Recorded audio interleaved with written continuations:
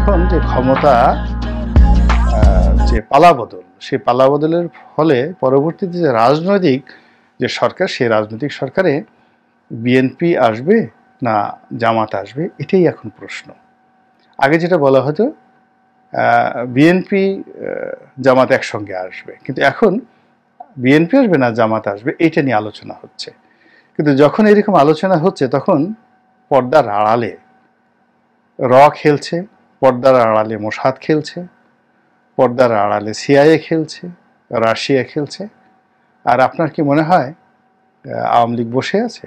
মোটেও নয়। আওয়ামী লীগ গত ১৫ বছর যাবৎ অর্থনীতির অলমোস্ট 60%, 60% তারা ডমিনেট করে আসছিল। তাদের হাতে নগদ টাকা আছে, অস্ত্র আছে, তাদের কৌশল আছে এবং জনশক্তি আছে। তো এইগুলো দিয়ে যদি তারা বিএনপি এবং জামাতের মধ্যে কোনো দুর্বলতার সুযোগ তারা নেয়, এবং সেক্ষেত্রে প্রশাসনে আওয়ামী লীগের যে লোকজন আছে এখনো, plan B, plan C, plan D, এবং আমি ঠিক যখন আন্দোলন চলে সেই সময়টিতে বলছিলাম যে প্ল্যান এতে শেখ হাসিনা পালিয়ে যাবে, কিন্তু প্ল্যান বি কি হবে এটা এখনো পর্যন্ত আমরা বুঝতে পারছি না। কিন্তু আওয়ামী লীগের যে প্ল্যান বি, প্ল্যান সি এবং প্ল্যান ডি, আরও 3টি ওয়েভ আমাদের জন্য অপেক্ষা করছে।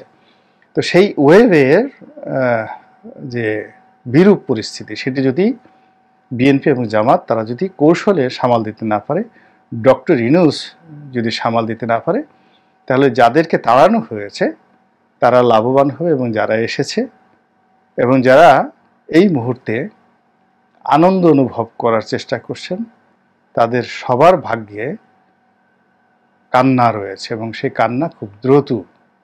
আল্লাহ আমাদেরকে সেই কান্না থেকে রক্ষা করুন এবং হেফাজত করুন। আসসালামু আলাইকুম ওয়া রাহমাতুল্লাহি ওয়া বারাকাতুহু।